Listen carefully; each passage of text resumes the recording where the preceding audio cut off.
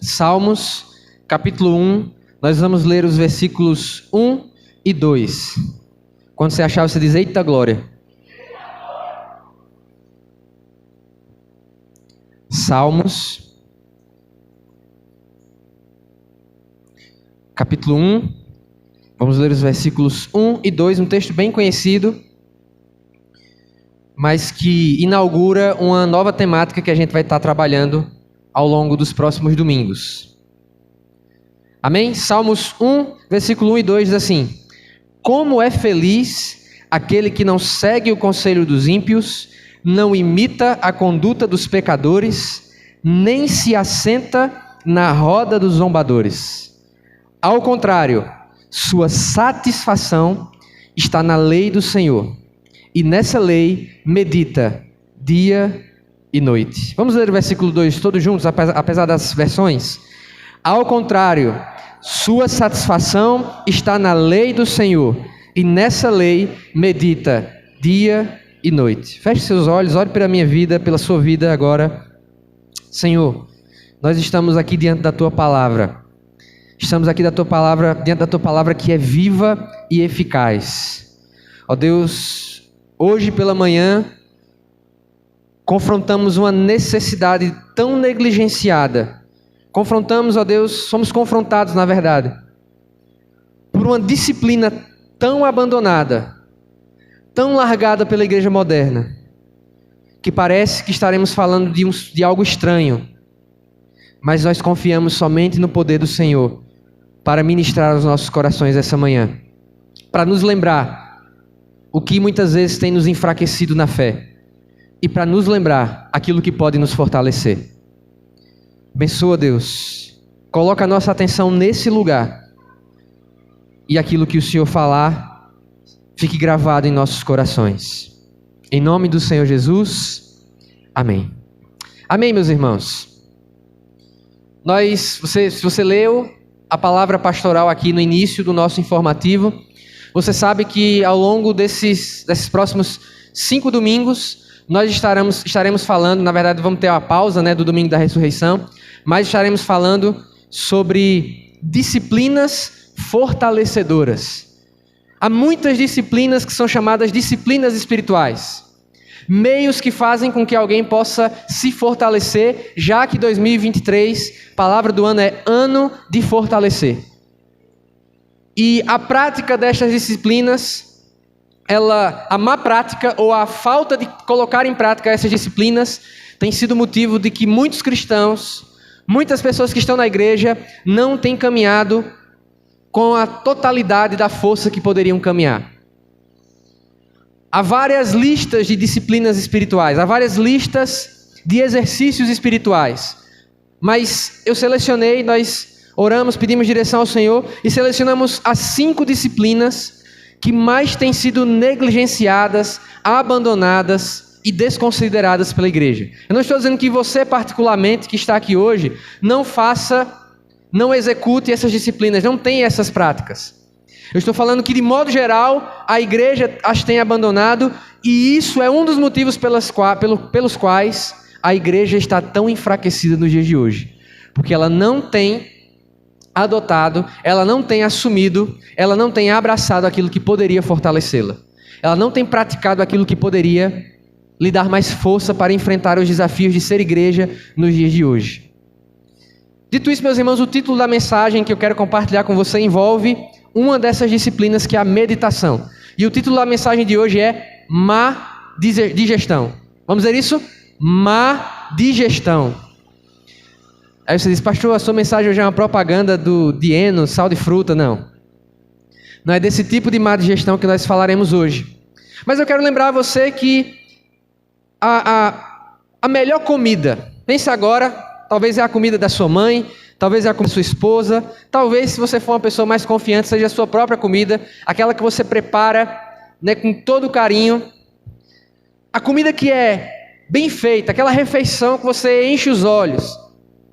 Esses dias eu fui no nutricionista, o pastor está fazendo academia.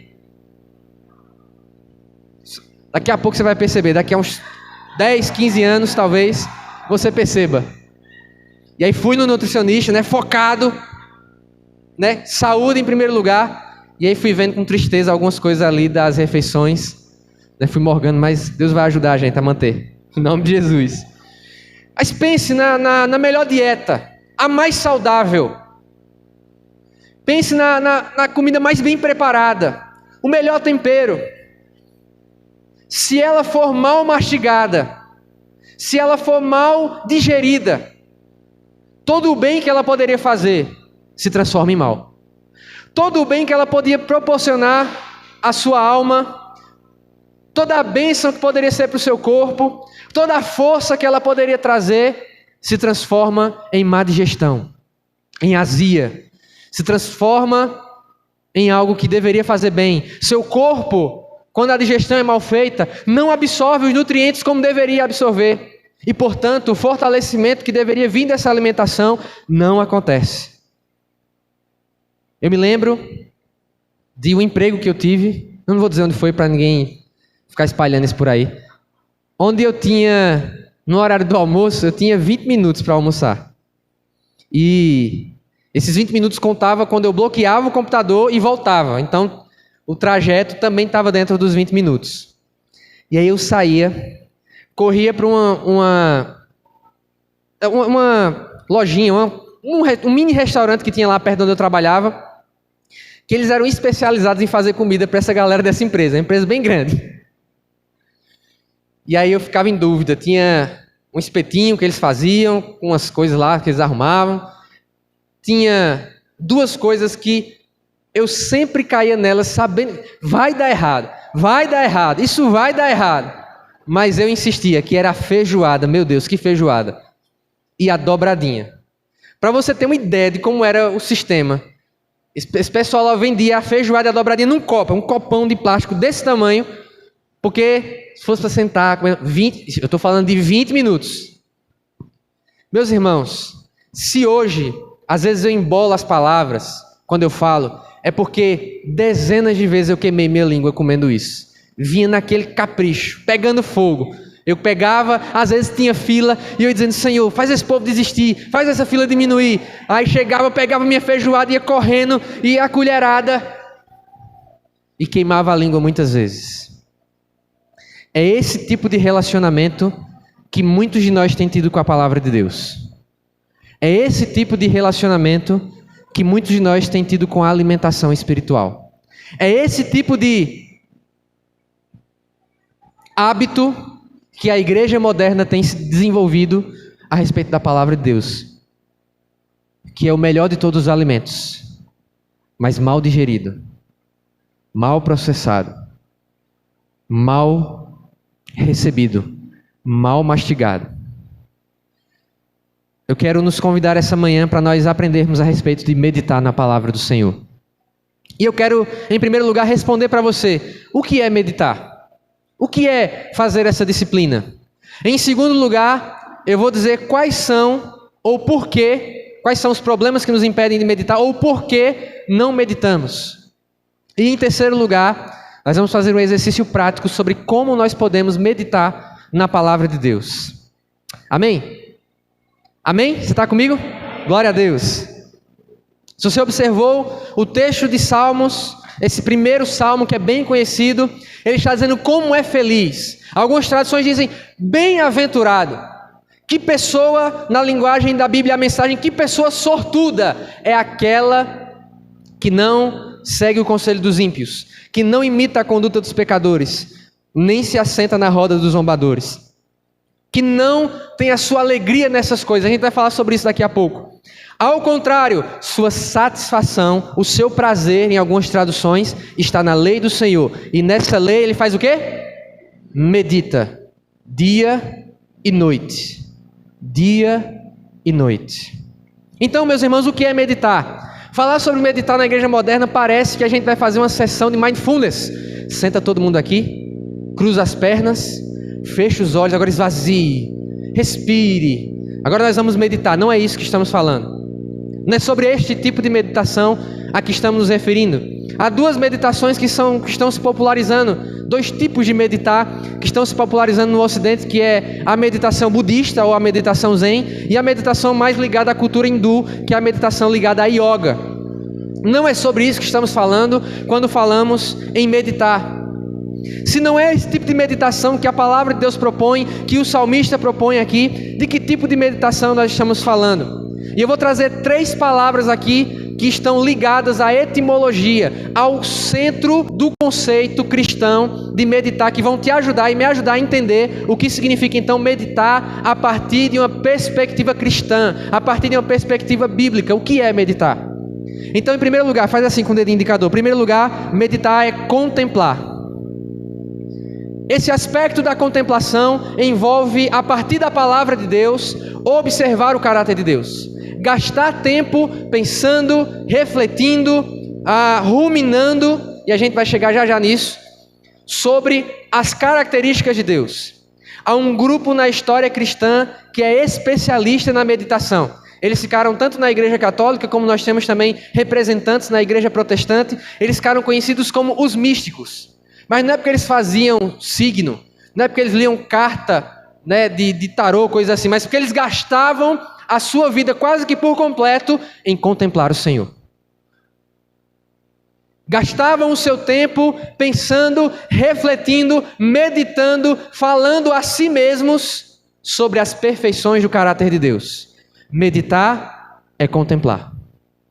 Nós lemos, por exemplo, nos Salmos, que são talvez o grande ensino para nós sobre meditar, o salmista várias vezes refletindo no caráter de Deus, olhando para a pessoa de Deus e pensando nos seus atributos, refletindo em quem Deus é e naquilo que Deus faz. Meditação é contemplação. Em segundo lugar, meditação é voltar ao centro. Faz aí o segundo dedinho. Meditação é voltar ao centro. É um dos conceitos que significa meditação. É impossível que alguém possa de fato meditar na palavra do Senhor, exercer essa disciplina sem que ela se volte para dentro. Dificilmente você vai encontrar alguém que disse: eu medito numa das ruas da feira de Caruaru. Exige solitude, que é uma das disciplinas que a gente vai falar mais à frente. Exige aquietar-se, exige parar, exige se afastar das demais distrações, exige uma série de coisas que envolve voltar para mim mesmo. Não tendo eu mesmo como centro, não tendo uma energia cósmica como centro, mas tendo como centro a palavra de Deus e aquilo que ela fala a respeito de mim em primeiro lugar. Na linguagem desses cristãos que eu falei aqui, místicos, como Thomas Merton, Teresa d'Ávila, esse centro se chama homem interior. Quando, por exemplo, a palavra de Deus lá em Deuteronômio fala: amarás o Senhor teu Deus de todo o teu coração, com todas as tuas forças, com todo o teu entendimento, ele está dizendo: olha, tudo que você tem no seu interior deve amar ao Senhor acima de todas as coisas. E a meditação é uma das disciplinas para que a gente possa amar mais o Senhor e se fortalecer no amor do Senhor. É o seu homem interior, é voltar para o centro. Em terceiro lugar, meditação, e a gente vai aprender com os animais, especialmente a vaca, que tem um estômago, você acha que você deve saber disso, dividido em 4 partes. Mastiga, vai para a primeira parte, volta, mastiga, vai para a segunda parte, e assim é o processo de digestão desses animais que a gente chama de ruminantes. Eles têm essa subdivisão do seu processo de digestão que faz com que eles mastiguem, remastiguem. Dificilmente, se você passa perto de uma vaca, de um boi, ele não está. Mastiga muito. Diferente de mim, quando trabalhava lá na empresa, lá, quase que eu dizia o nome.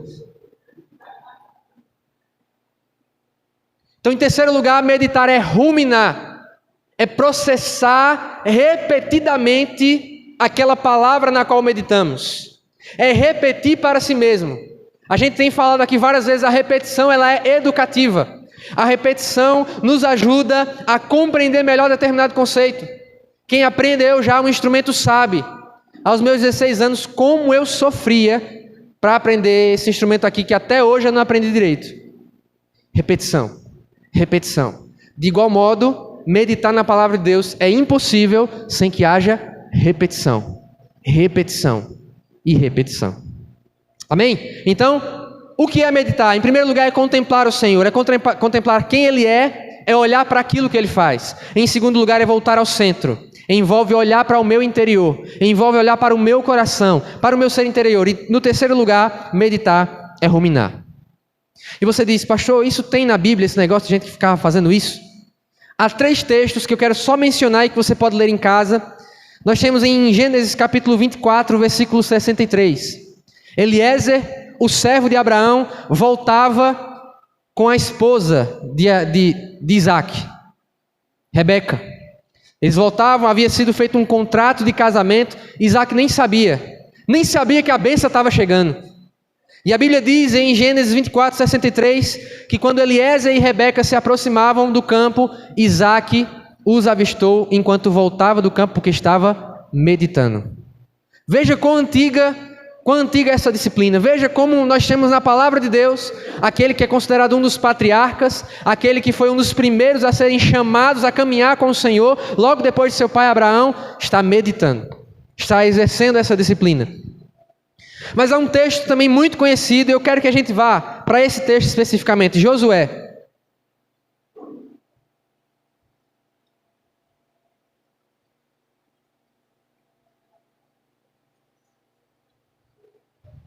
Josué capítulo 1.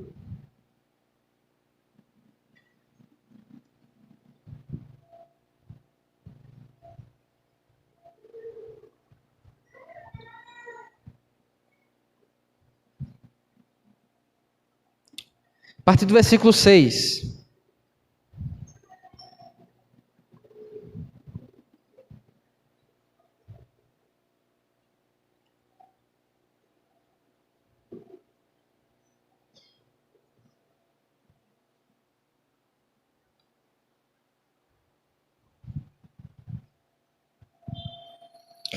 Diz o Senhor aqui para Josué: seja forte e corajoso, porque você conduzirá este povo para herdar a terra que prometi sob juramento aos seus antepassados. Somente seja forte e muito corajoso. Tenha o cuidado de obedecer a toda a lei que o meu servo Moisés lhe ordenou. Não se desvie dela, nem para a direita, nem para a esquerda, para que você seja bem-sucedido por onde quer que você andar, ou por onde quer que andar. Olha o versículo 8. Não deixe de falar as palavras deste livro da lei. E de quê? Meditar nelas. Quando? De dia e de noite. Para que você cumpra fielmente tudo o que nele está escrito. Só então os seus caminhos prosperarão e você será bem-sucedido. Antigamente, a frase padrão cristã, ou uma das frases padrão cristã é: tudo posso naquele que me fortalece. Ou então, Deus é fiel. Eram frases que você via em tudo que é canto. Hoje em dia, uma das frases que eu mais tenho observado nas biografias do Instagram da vida, nas fotos que o pessoal posta é: seja forte e corajoso. Quem aqui já viu? Levanta a mão. Em pelo menos umas 30 contas, em umas 30 fotos, em umas 30... palavras, seja forte e corajoso. Josué 1, versículo 7. Todo mundo quer ser forte e corajoso, mas pouquíssimas pessoas querem entender como ser forte e corajoso. Muitas pessoas querem prosperar, como Deus prometeu para Josué que ele prosperaria. Mas ele está dizendo para um guerreiro, um líder militar, diferente de Moisés, que era um líder mais espiritual do ponto de vista da prática da liderança. Josué, que era um guerreiro, que iria liderar o povo para derrotar dezenas de reis, expulsar os cananeus da terra de Canaã. Para este homem, um guerreiro, um militar, Deus está dizendo: olha, você precisa meditar na lei do Senhor de dia e de noite. Só assim você terá a prosperidade dos seus caminhos. Só assim você conseguirá cumprir fielmente a tudo quanto ordenei ao meu servo Moisés. E esse versículo mostra, junto com todos os outros, a importância da disciplina de meditar. Volta para o Salmo 1. E por último, meus irmãos, além desses 2 textos, há os textos dos Salmos.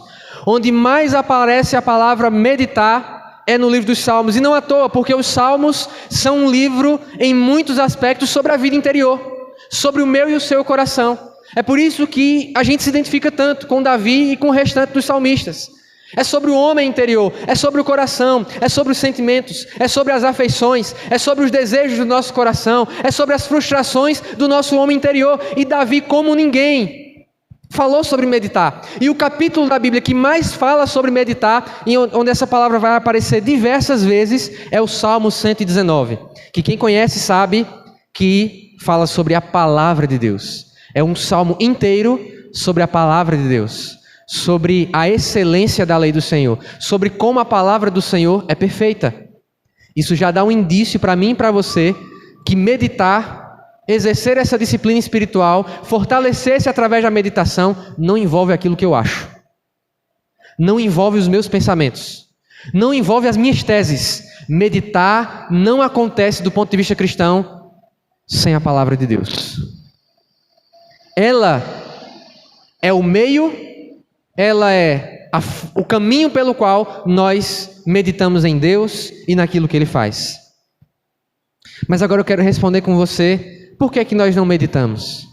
Por que a igreja dos nossos dias, por que o povo de Deus dos nossos dias tem abandonado essa prática que tem tanto tempo, que tem feito parte da vida dos grandes homens e mulheres de Deus ao longo da história? Aqueles que foram usados pelo Senhor em diversos episódios importantes ao longo da história do povo de Deus. Por que essas pessoas meditavam e por que nós não meditamos? Eu elenquei aqui 4 motivos, mas o quinto é mais crítico, é mais urgente. E eu preciso que esse quinto motivo você compreenda hoje. Em primeiro lugar, nós não meditamos porque há muitas distrações. Há muitas coisas que tomam a nossa atenção. Eu nunca vi, e eu não estou dizendo que se você recebeu esse diagnóstico você não tenha, mas eu nunca vi tanta gente com TDAH. Misericórdia. Era tanto que não teve uma época que eu ficava olhando assim, rapaz, eu tenho esse troço. Nossa atenção ela é repartida, dividida, de modo que a gente nunca consegue, eu estou falando a começar de mim, a gente nunca consegue fazer uma coisa de cada vez. Sempre tem que lavar o prato escutando alguma coisa, um podcast. Não estou dizendo que eu faço isso. Ou um audiobook agora. Deus me ajude com os audiobooks. A gente tem que conversar com alguém enquanto olha as redes sociais. A gente tem que estar prestando o nosso culto ao Senhor enquanto a gente faz uma outra coisa. A nossa atenção ela está o tempo todo dividida. E parece que Jesus ele precisa dizer para mim e para você hoje, nesses dias, o que ele disse para Marta.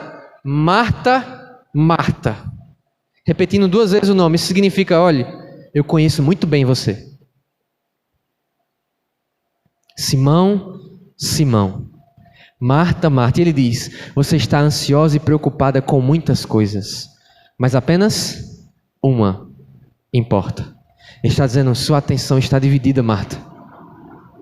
Eu sei que parte de você quer estar aqui comigo, mas há muitas outras partes. Nossa alma ela tem estado dividida pelas distrações. Distrações que são boas, coisas que são legítimas, mas que tomam tanto do nosso tempo que a gente não consegue meditar na palavra do Senhor. Em segundo lugar, falta de conhecimento sobre o tema. Talvez você nunca tenha ouvido falar, eu não sei. Talvez você nunca tenha ouvido falar que cristão medita. E há muita falta de conhecimento sobre o tema. Pessoas que não sabem que meditar faz parte da vida cristã. Em terceiro, não ter provado dos benefícios da meditação, que está ligado ao segundo. Por não saber que meditar faz parte da vida cristã, faz parte da caminhada cristã, muita gente não prova dos seus benefícios, não sabe como é bom meditar, não sabe como é fortalecedor para a alma, como é fortalecedor, como é revigorante meditar na palavra do Senhor de dia e de noite. Quarto lugar, medo da vida consigo mesmo. Muitas pessoas não têm o hábito, não desenvolvem o hábito de meditar na palavra do Senhor, porque isso exige quietude. E há pessoas que não se acostumaram ainda com sua própria companhia. Não se acostumaram a como Jesus se dirigir para um lugar deserto, ele e o Pai. Essa para mim sempre foi uma das grandes dificuldades em relação à meditação. Porque eu sou agoniado. Você que me vê aqui fica tirando onda, que eu já vi os jovens tirando onda, que eu fico rodando aqui na igreja, procurando alguma coisa para fazer. Para mim, uma das grandes lutas para que eu possa ter um tempo de meditar na palavra do Senhor E Deus tem trabalhado tanto que eu digo assim: Senhor, vai com calma. Eu tenho trabalhado tanto, Deus tem me ajudado tanto nessa área, para que eu entenda que eu preciso estar comigo e com Deus. Mas tem pessoas que têm medo da própria companhia, da própria presença, tem medo da solitude. E se você não trabalhar isso, se você não resolver isso, você não conseguirá ser efetivo nessa disciplina espiritual. Mas há um quinto motivo que está registrado nesses versículos aqui. E é o pior de todos eles. Há um quinto motivo pelo qual nós não meditamos. Há um quinto motivo, o pior de todos eles. Eu vou ler de novo os versículos. Como é feliz aquele que não segue o conselho dos ímpios, não imita a conduta dos pecadores, nem se assenta na roda dos zombadores. Ao contrário, sua satisfação, o seu prazer está na lei do Senhor. Aqui o salmista está revelando qual é o principal motivo pelo qual nós meditamos. O nosso prazer não está na lei do Senhor. A nossa satisfação não está na lei do Senhor. A nossa alegria não está na lei do Senhor. Ou eu e você achamos que diante de um versículo desse, dizer que o meu prazer está na lei do Senhor é pegar os últimos momentos em que eu ainda estou acordado no dia, ler o livro da palavra do Senhor como se fosse um jornal e dormir. Ou você acha que ter o seu prazer na lei do Senhor é abrir a Bíblia quando você vem para o culto, uma vez na semana? Ou você acha que ter o seu prazer na lei do Senhor, conforme o salmista fala, é publicar trocentos, e publique em nome de Jesus, não pare de publicar não, viu? Precisa ter palavra do Senhor nas redes sociais. Publicar 1 milhão de versículos ao longo do ano, mas nunca ter pensado sobre nenhum deles. Nunca ter aplicado nenhum deles ao seu coração. O que é que você acha que o salmista está dizendo quando ele diz que o seu prazer está na lei do Senhor? A sua satisfação, o seu descanso. Olhar para o seu dia e dizer: eu estou trabalhando, eu estou fazendo minhas tarefas em casa, eu estou fazendo minhas tarefas no trabalho, eu vou encontrar com um monte de pessoas, mas eu vou chegar em casa, eu vou pegar a minha Bíblia, porque é o meu momento de prazer, é o meu momento de alegria. Quantos de nós dizem isso hoje? Quantos de nós hoje podem dizer: meu Deus, eu não vejo a hora de ler um versículo da Bíblia e pensar nele ao longo do dia todo, aplicar ele ao meu coração? Quantos de nós, meus irmãos, podem dizer isso? Que tem o seu prazer, a sua alegria, a sua satisfação na lei do Senhor.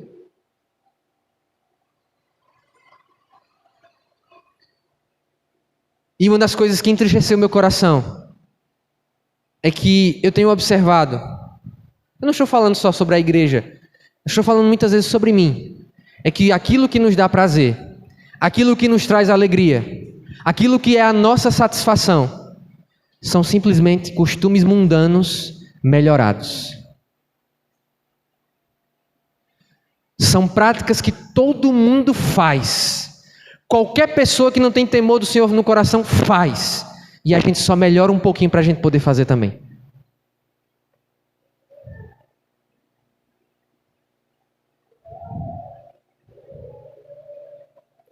Pastor, eu não consumo pornografia, eu não assisto pornografia. Até os jovens esses dias estiveram falando sobre isso. Eu não me prostituo, mas eu arrumei uma forma melhorada de gastar o meu tempo, de encontrar meu prazer, que é ficar rolando aqueles vídeos onde você sabe o que é que acontece lá muitas vezes. Pessoas exibindo uma parte do corpo delas. Eu arrumei uma fonte de prazer que é só uma versão mundana melhorada.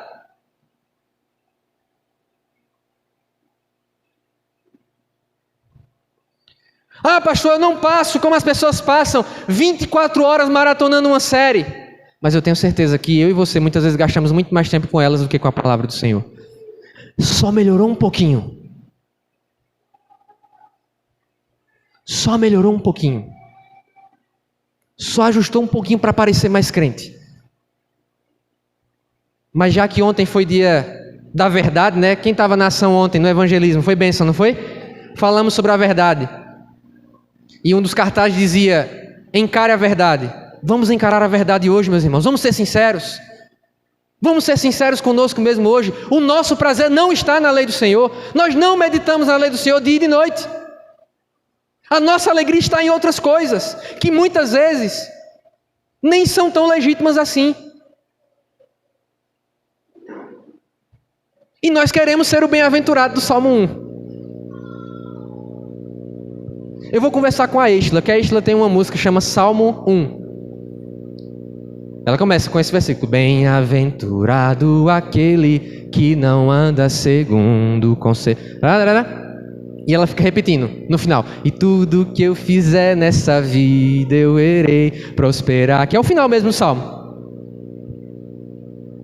Ou, na verdade é uma das partes do salmo.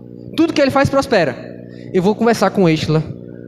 Vou usar toda a influência que eu tenho como um pastor de Caruaru.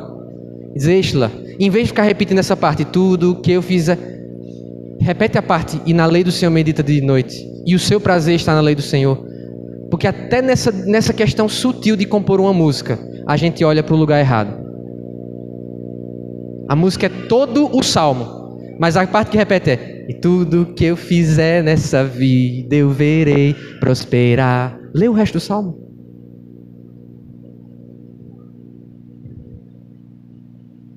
Seja forte e corajoso. Que lindo! Lindo, frase linda! Medita na lei do Senhor de dia e de noite, para ser forte e corajoso.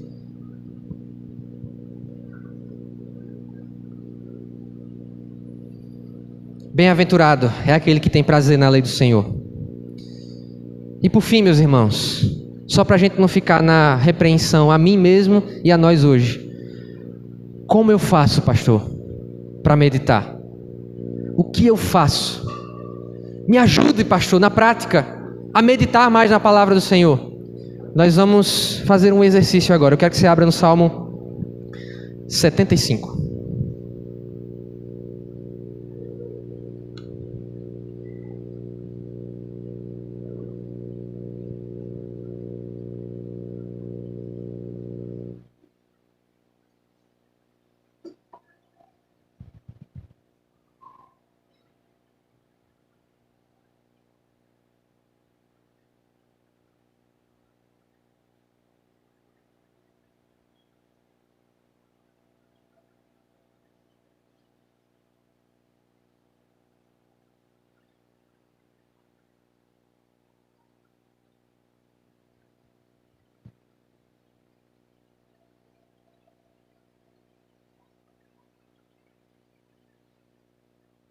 Nós vamos ler o versículo 2.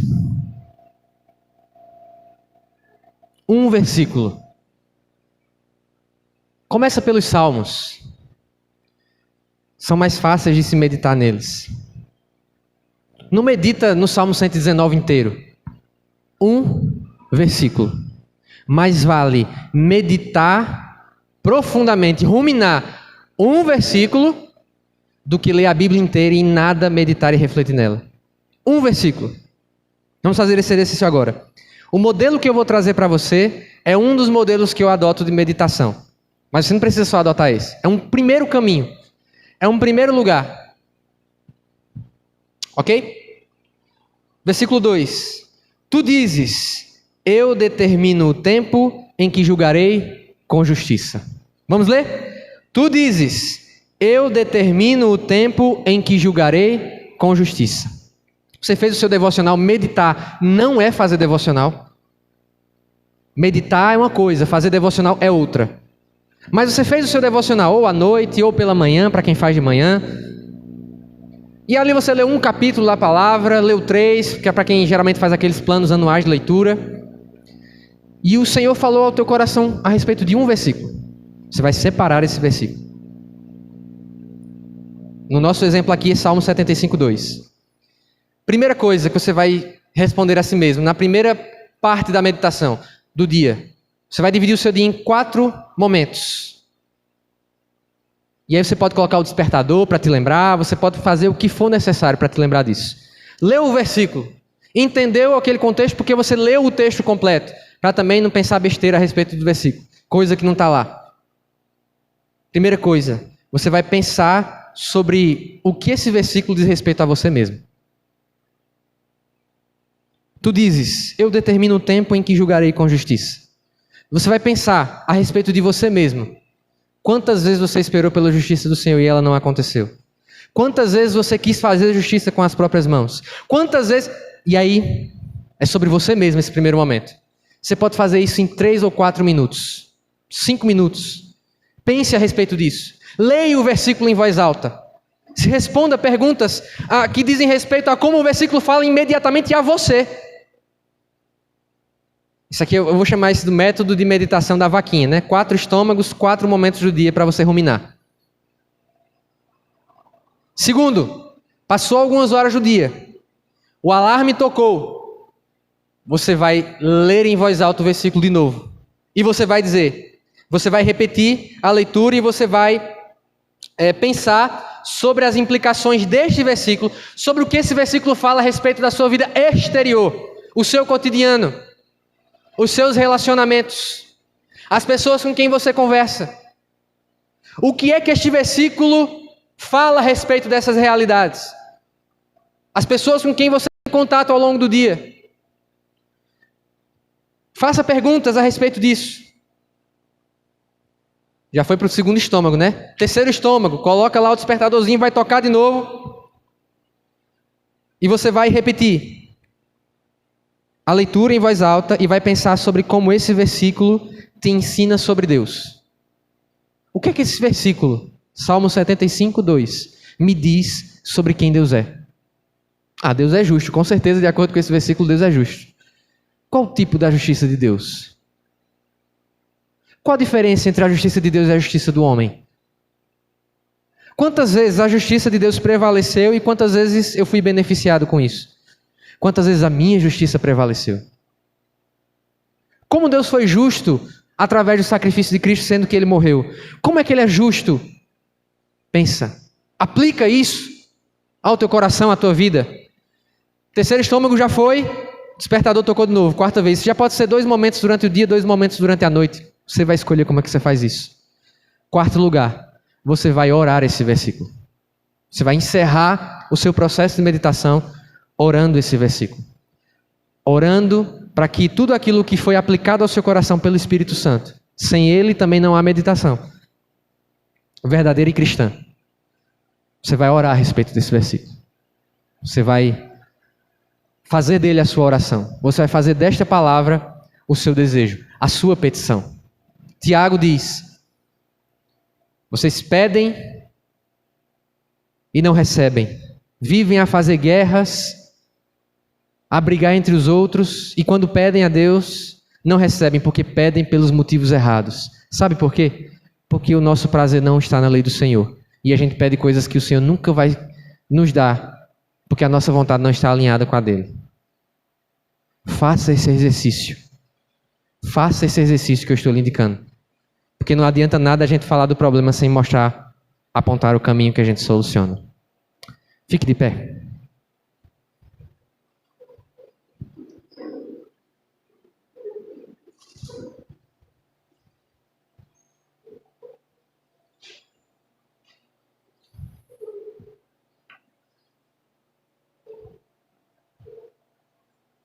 Nós vamos louvar ao Senhor, mas estas palavras, meus irmãos, sobre disciplinas espirituais, bênção que você está nos visitando hoje, mas elas são primeiramente para a igreja do Senhor Jesus. Essas palavras são principalmente para a igreja do Senhor Jesus. Semana depois da Páscoa, eu quero te convidar a estar aqui, nós vamos falar sobre jejum, outra das muitas disciplinas negligenciadas em nosso tempo. Mas eu quero fazer algo diferente hoje. Eu resisti e sofri muito com essa mensagem, especialmente quando eu percebi que nem sempre meu prazer está na lei do Senhor. Mas se existe um caminho para corrigir, meus irmãos, é se arrepender e se comprometer a mudar. É pedir perdão ao Senhor e dizer: eu farei diferente agora. Eu quero ser, eu não sei você, mas eu quero ser o homem do Salmo. do Salmo 1. Eu quero ser a pessoa, eu quero ser o salmista do Salmo 1. Eu quero ser o bem-aventurado.